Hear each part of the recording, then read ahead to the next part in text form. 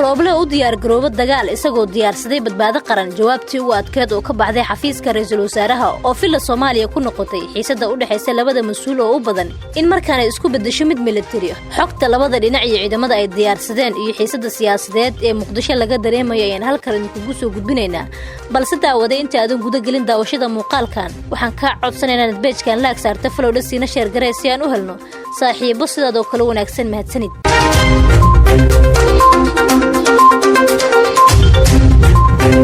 رئيس الوزراء الصومالي إنجنير محمد حسين روبله ayaa jawaab kulul ka bixiyay hadalkii ka soo yeeray madaxweynaha Soomaaliya Maxamed Cabdilaahi Farmaajo madaxweynaha madaxweynaadkiisa dhamaada ee Soomaaliya Farmaajo ayaa qorsheynaya in xilka laga qaado ra'iisul wasaare Rooble kadib markii uu ku eedeeyay inuu guda waayay howlihii doorashada madaxweynuhu waxa uu ku baaqay in la isugu yimaado shir wada tashi ah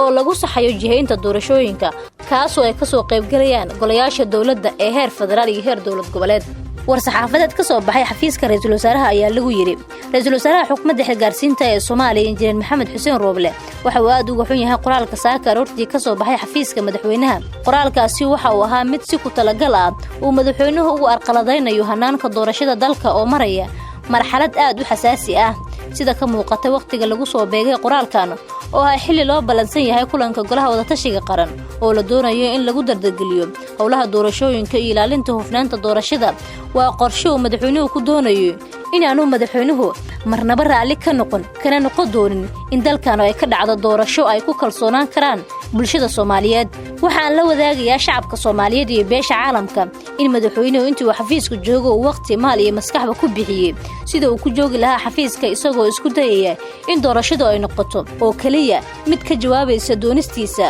ama uu wadada u xaarto muddo kororsi sharci darro ah tan intii uu ra'iisul wasaaruhu la wareegay hogaaminta howlaha doorashooyinka madaxweynuhu wuxuu si joogto ah caqabad ugu ahaa hirgelinta doorashooyinka iyo heshiisyadii lagu heshiiyay isagoo isticmaalayay xeelado kala duwan kuwaas oo markii mid la xaliyay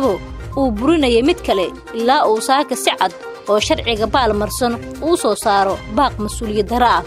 waxaa xusid mudan in doorashada uu hogaamiyay ra'iisul wasaaruhu ay tahay mid ay u siman yihiin dhammaan ummadda Soomaaliyeed gaar ahaan musharaxiinta u tartamaya hoggaanka dalka oo ku jiro madaxweynaha sidaa daraadeed lama aqbali karo in musharax gaar ah uu isku dayo inuu doorashada ka dhigo mid uu natiijadeeda uu ku leeyahay saameyn gaar ah haddaba waxaan shacabka Soomaaliyeed u cadeynayaa in mas'uuliyadda doorashadu ay saaran tahay ra'iisul wasaaraha iyo golaha wada tashiga qaran sida awgeed shirka golaha wada tashiga qaran ee uu iclaamiyay ra'iisul wasaaraha xilgaarsiinta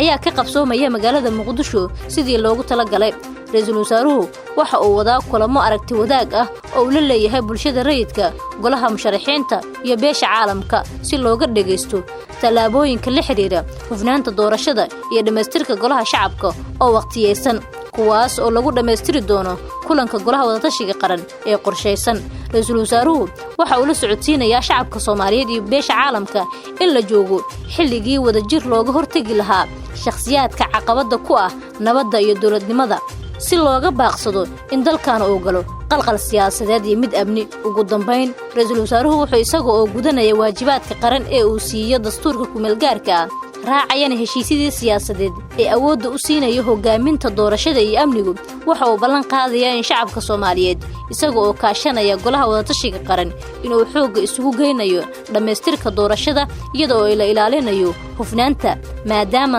xalka kaliya ee u furan qaranka ay tahay doorasho horseeda in awoodda lagu kala wareego dhinaca kale wasiirka amniga Soomaaliya Cabdulaahi Maxamed Nuur oo mar kale la saftay ra'iisul wasaaraha ayaa ku amray hay'adda socdaalka iyo jinsiyadda Soomaaliya inaanu safri karin sargaalka lagu magacaabo Cabdixamiid Maxamed Dirir oo ah taliyaha ciidamada badda ee Soomaaliya sida warqadda lagu sheegay Cabdixamiid ayaa qorsheynaya inuu dalka uga fakado si degdeg ah iyadoo loo haysto eedeymo iyo xadgudubyo waaweyn oo ku kacay sida xadgudubka madaxda qaranka sidoo kale Cali Cabdi Wardheere oo ah gudoomiye ku-xigeenka amniga iyo siyaasadda ee maamulka gobolka Banaadir oo u jawaabay wasiirka amniga ee Soomaaliya ayaa sheegay inuu san jirin wasiir awood iyo sharciyad u haystay inuu hakiyo safarada muwaadiniinta iyo mas'uuliyiinta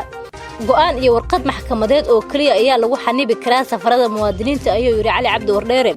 shacabka oo kaliya ma ahan sidoo kale